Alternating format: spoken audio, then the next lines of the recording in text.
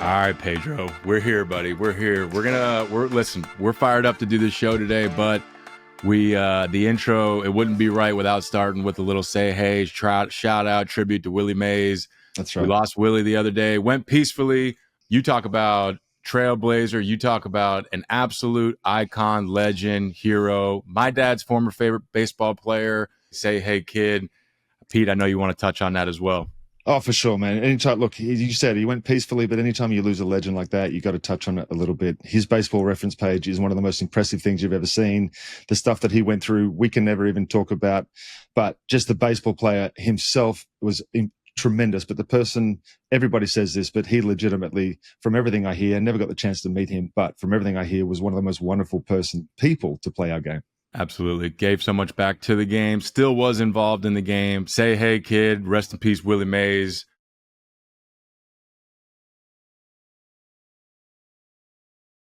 Now we're back. We're back, Sledge. We're Diggin Weekly. We're presented by FanDuel. Everyone knows that by now or should know that. Head over to FanDuel.com/Diggin. That's DIGGIN to bet That's along with us. That's for my benefit because I can't spell. America's #1 sports book. There it is.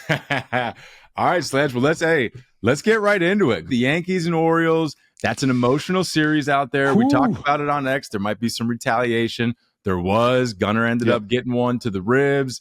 This is a battle, Sledge. This is going to be a fun second half to watch, and Garrett Cole just took them out last night for that first time of the second half matchups. What a huge boost for the Yankees that already had the best starting rotation in the game, it felt like. That emotional series, the way that Gunnar handled that for a young kid to just wear it and walk up to first base, well, I was so impressed by that. Normally, I mean, you'd be within your rights to want to just go out there and fight somebody, obviously, but to see him do that, that kind of ends it. I feel like that could be the end of it. Now, the Yankees have also had to deal with a couple of guys not playing because of the hit by pitches, and the two guys, Judge, Rizzo, you don't want to see those guys get whacked around. So it's interesting to see it play out, but I think it should be done with now. What do you think?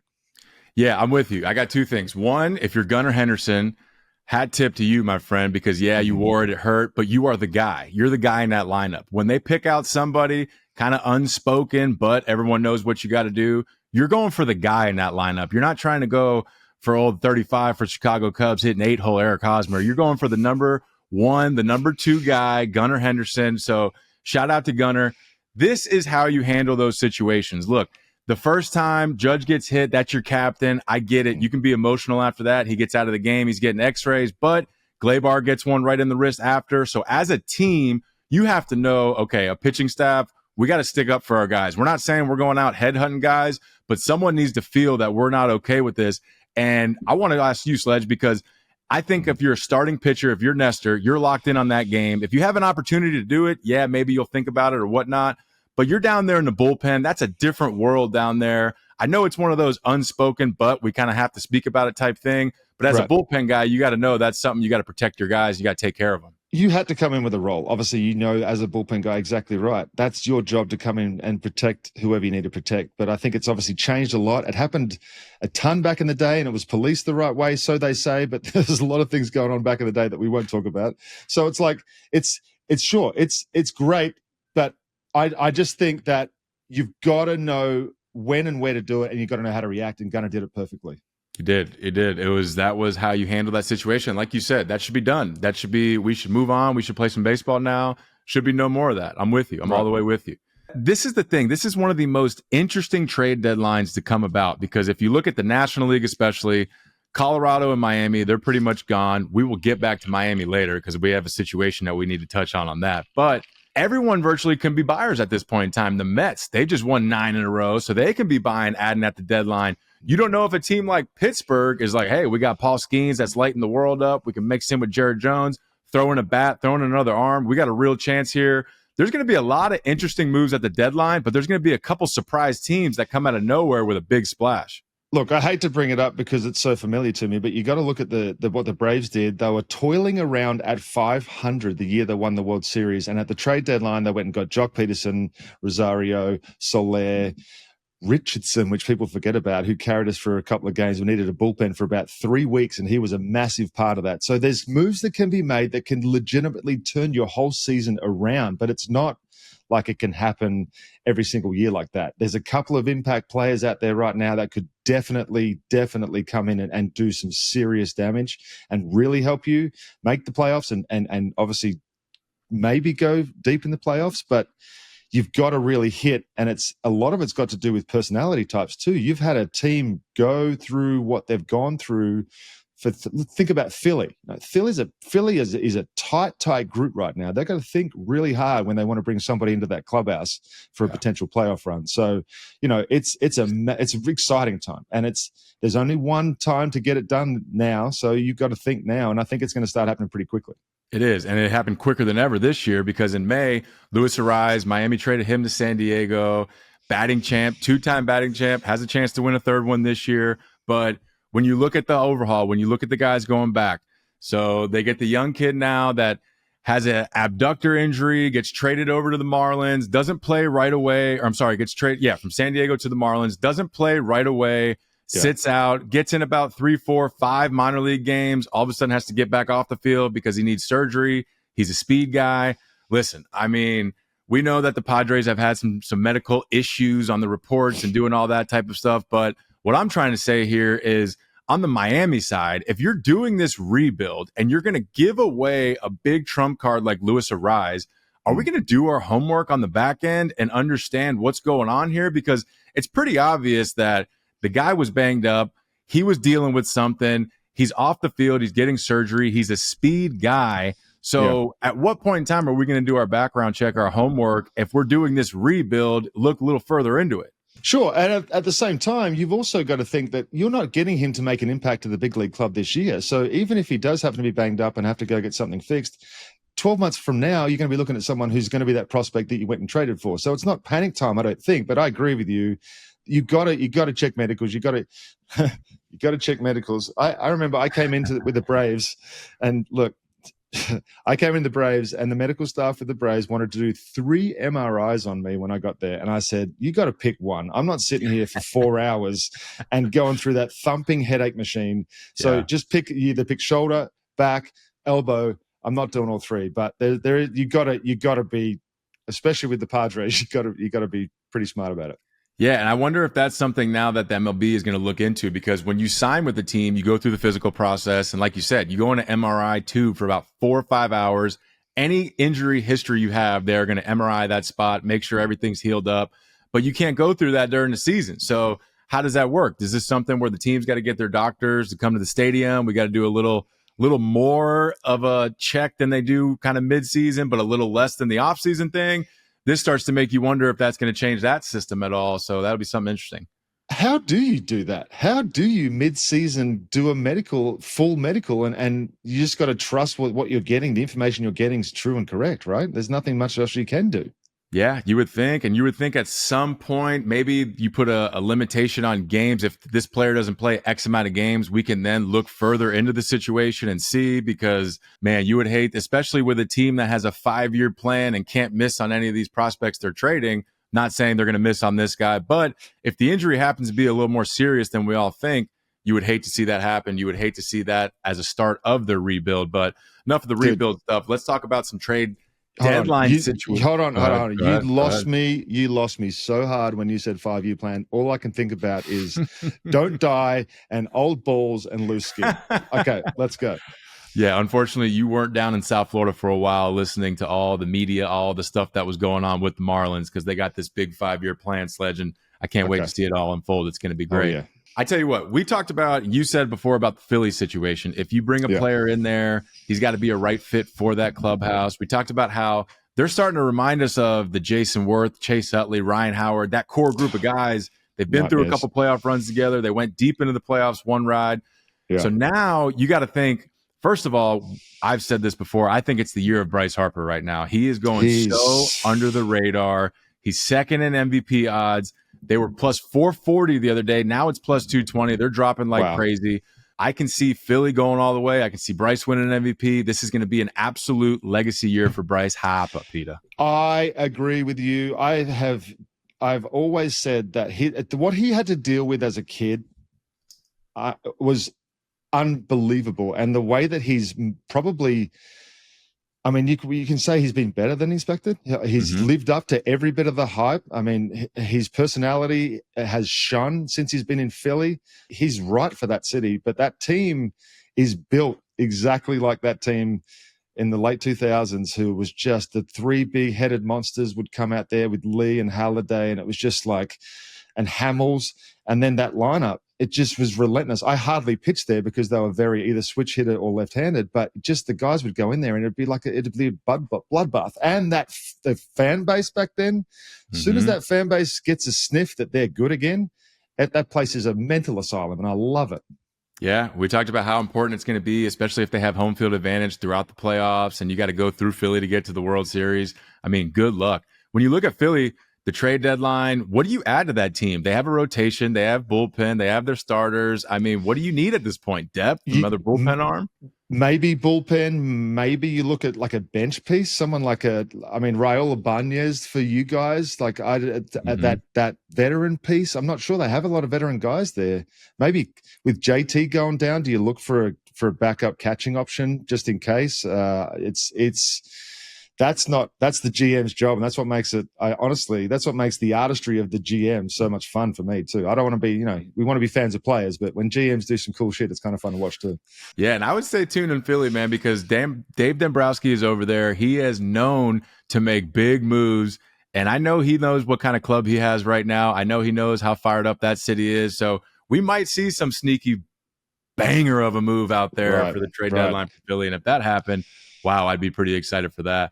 All right, Sledge. So we talked about the importance on this FanDuel app of getting some of these numbers at a good price at the right value. So Aaron Judge, if you were to look at the MVP odds 3-4 weeks ago, it was plus 400 or 500. He's sitting at minus 110 now.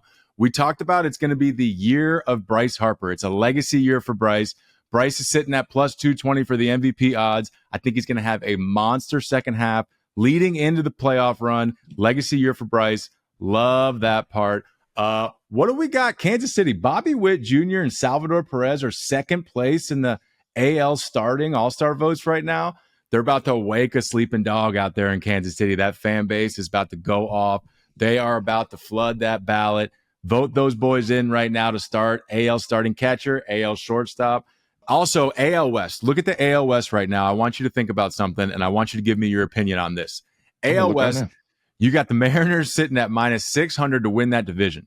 You got Houston and Texas. They're both about plus 400, 500, 600 within that range of a future bet to win the AL West.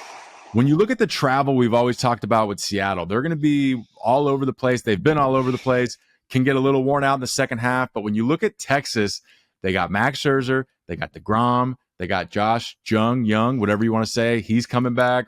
I mean, there's a real shot that Seattle can let that division go. I know it's 10 games, but what do you got on that, Sledge?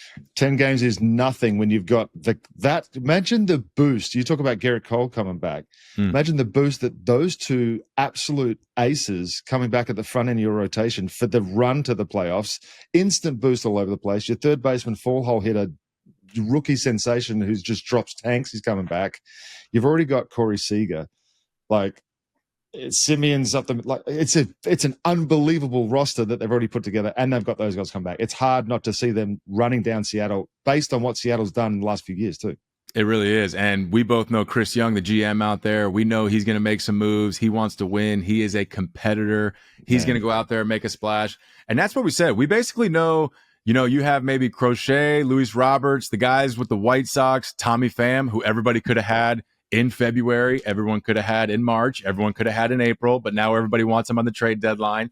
But that's what's so interesting is you don't know who's on the trade market. You kind of don't know who's buying, who's selling. But let's talk about all-stars, because when you look over at Cleveland had Emmanuel Clase, I believe that's his first name. So Clase is minus 250 to be the reliever of the year right now, basically saying he is the best reliever first half. He's going to be the best reliever all throughout the year. He was a key piece that Cleveland was talking about trading in the offseason. Shout out to Cleveland. They believed in Stephen Vogt. So do I.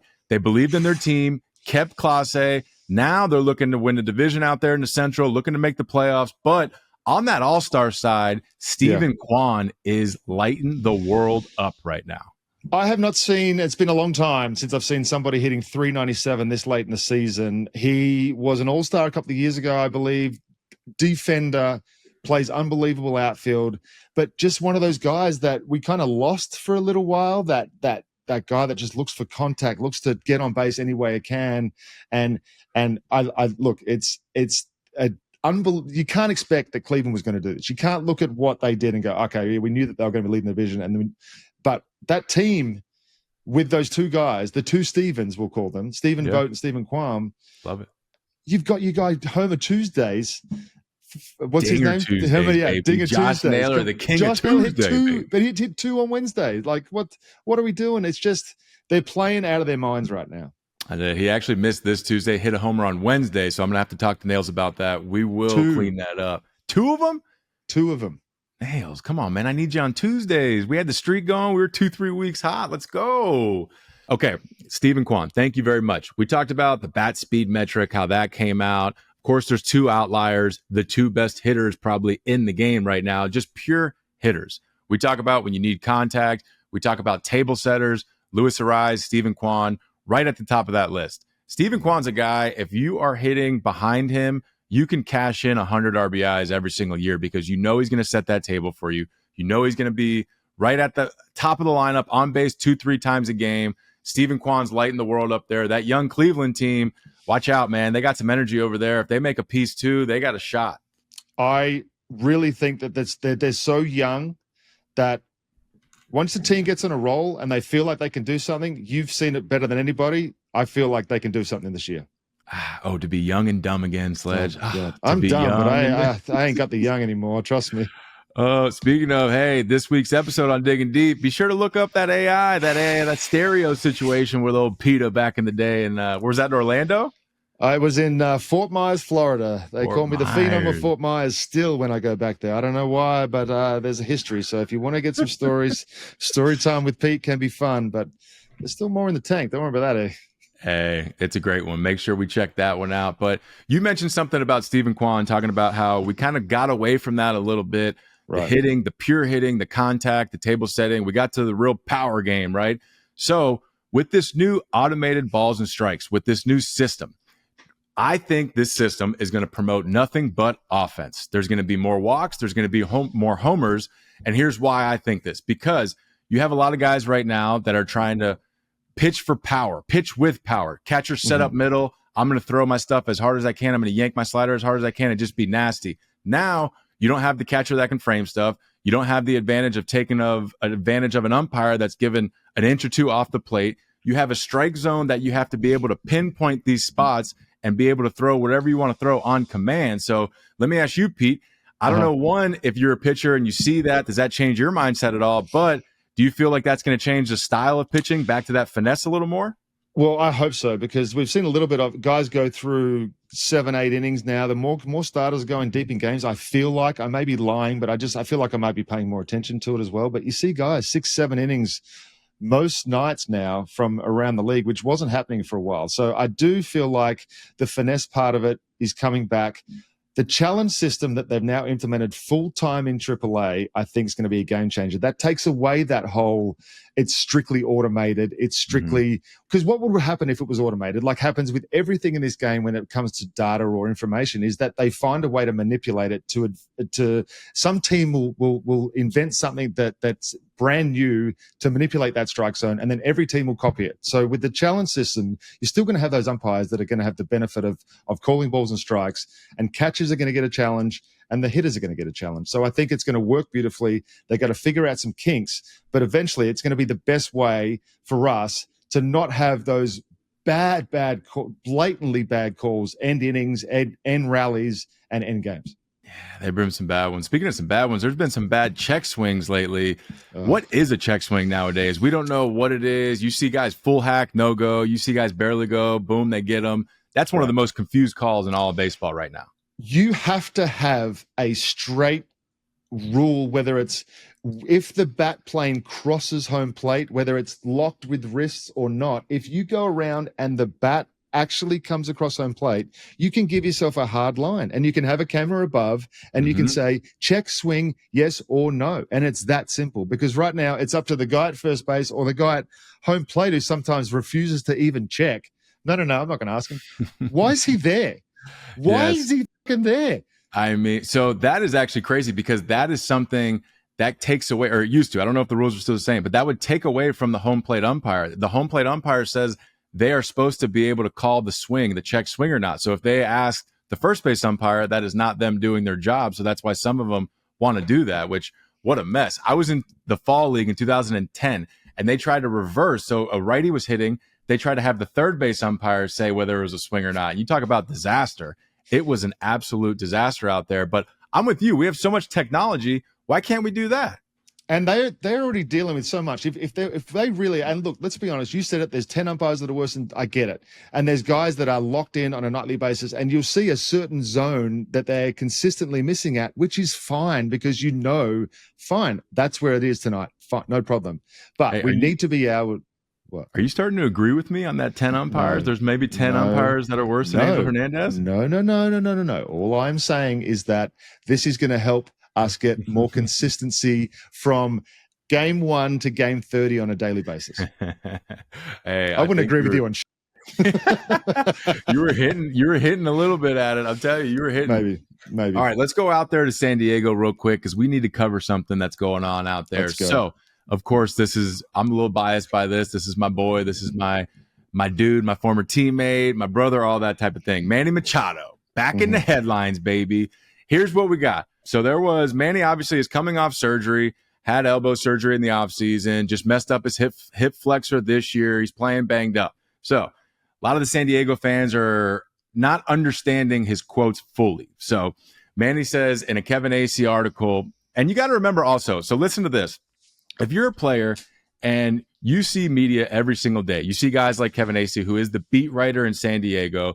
Guys have a lot of respect for those guys because they are in there every single day, before and after the game. They show face, they have conversations, they ask you the tough questions. We have nothing but respect for that. You have guys that pop in every now and then. I don't know if it's still columnists or whatever that was, but they pop in once every 2 months, get a pulse on everything, write their big story, and that's the thing. So, first of all, you got to understand, fans sometimes think that the player is talking directly to them, and you virtually are talking to the fans when you're talking to the media. But sometimes when you get these guys that you're seeing every single day as a player, I think you get a little mixed up and you forget you're talking to the fans. You're having a conversation with the reporter and you think you're having the conversation with him. You don't realize what's going on. But I still don't think what Manny said was bad, because here's how I understood it. So he goes, anybody else would have gone on the IL. Something has to be broken for me not to play, meaning he needs to be hurt. He needs to be, injured, not hurt, not dealing with pain.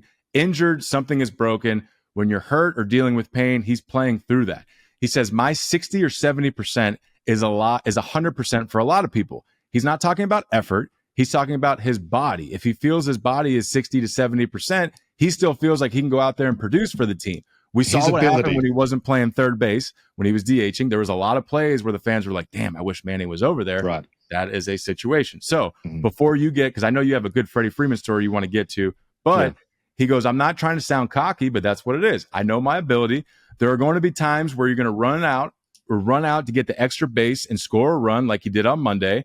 And there's times where you're not going to give the full effort down the line. What that means is it's a close ball game. It's 2-1, 8th inning, whatever it is. Yeah, I'm going to risk, that 60, 70%, maybe feel 50% tomorrow, because we need to win a baseball game right now. If it's 8-1 in the 8th inning and I hit a ground ball to the third baseman, why am I going to risk being 60, 70%, go down to 40%, and I'm 3-4 weeks down the road, I'm playing hurt when I could have, hey, I get it. The presentation's got to look good. You got to look clean running down there. But you need Manny for that 162-game grind. I don't care if he doesn't run a ball out fully down 8-1 in the 8th inning. So I know Freddie played banged up one year, especially through the playoffs. So go ahead and touch on that, Pete. He played banged up all the time, and it was unbelievable to watch him get smoked all day. There was one year he was dealing with an elbow for most of the year, and it was really, really bad. And he just kept playing and playing and playing through it because that's the kind of person he is. But you got to trust your superstars too. These guys know themselves. They're not going to put themselves or the team in a position that's going to be detrimental. If it's getting to the point where they feel like it's not going to help the team, they're going to pull themselves out. Manny, Freddie, Mookie, any of these guys that you just, Matt Olson, any of you guys that you want to see on the field every single day, you just got to trust them at some point, right?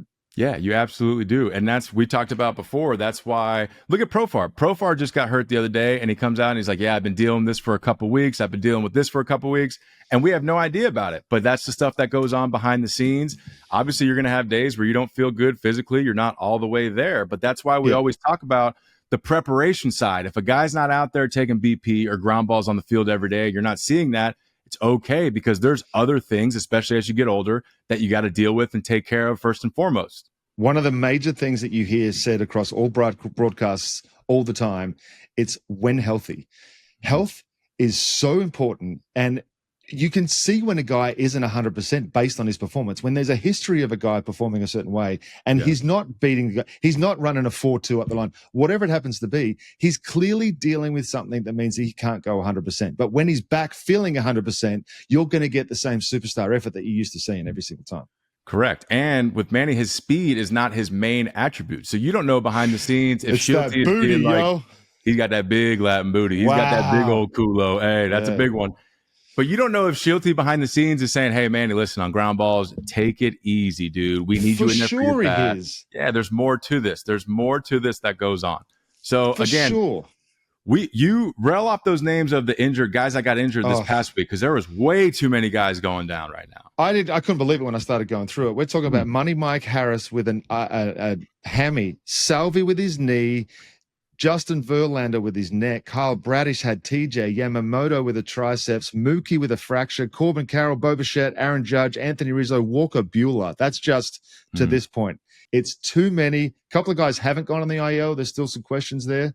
But, I mean, what's going on, dude? Yeah, you hate to see it. And I tell you what, Mookie going down, this is wild to me, because if we checked the MVP odds about 3 weeks ago, Mookie was a favorite. So Mookie was like minus 130. He is now plus 6,500 to win the MVP. So that injury is going to cost him big time. You hate to see that. Two things off of that, though. One, on the MVP talk, Shohei Ohtani, if he doesn't win the MVP this year, I don't think a DH will ever win the MVP. I think that is exactly. Check out Marcell Ozuna's number. You're exactly right. I should say if one of them don't win the MVP, then a DH, it'll never happen. Look at Big Papi, look at JD, never happen.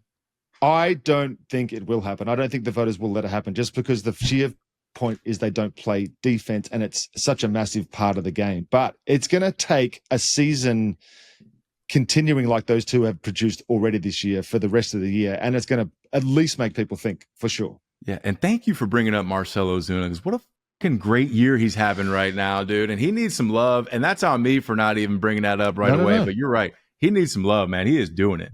He's doing it, and he's done it since he had the worst start to a season you've ever seen everybody have last year. Go check the numbers. I'm not lying. Second half of last year to right now, I don't think there's been a better hitter in the game. Maybe Matt Olson for the full year last year, or Freddie Freeman, or Mookie maybe last year. But apart from those four superstars, check the numbers. Yeah, and I tell you what, I do remember there were some times out there where a couple of Atlanta fans were not wanting him on the team, were wanting him gone. And he's about to be a top 3 MVP candidate this year, which is pretty sweet. Not only that, dude, I get to watch it every single night, and to see him interact with those guys.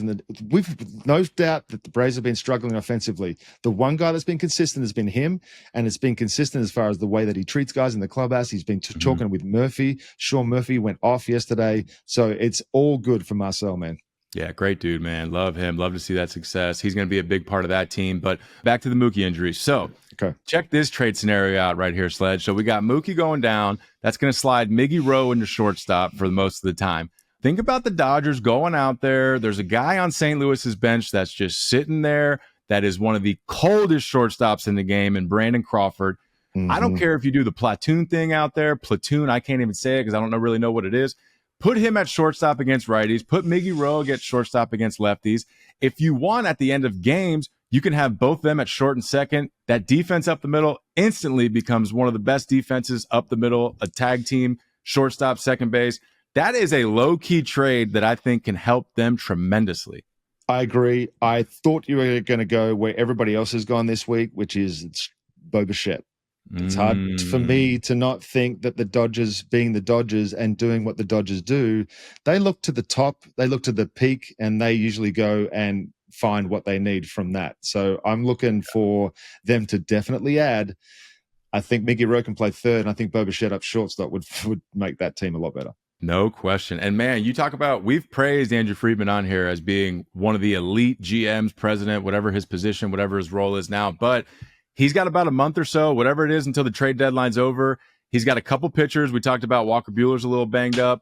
Dustin May's coming back from an injury. You got the issue at shortstop. You got Muncy coming back. So he's got some key decisions that he has to make, because there's either going to be add this guy, don't add this guy. We believe in this guy. We don't know if he's ready. So he has got his hands full this year, believe it or not, with that stacked team. And it's going to be interesting to see what he ends up doing at the deadline. That's what we got, Sledge. We talked about the MVP situation. We talked about the managers, relievers of the year.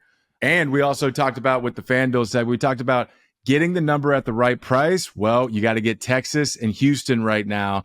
Seattle Mariners are minus 400 to win the AL West. You want to get these numbers before they go down, because the deadline, the trade deadline, there's going to be some big moves made. Max Scherzer, DeGrom, getting back in that Texas rotation. Something to look at. Texas possibly winning the AL West. I kind of like it. I'm going to throw it on my card, Sledge, but that's all we got. We're digging weekly, baby. Good stuff.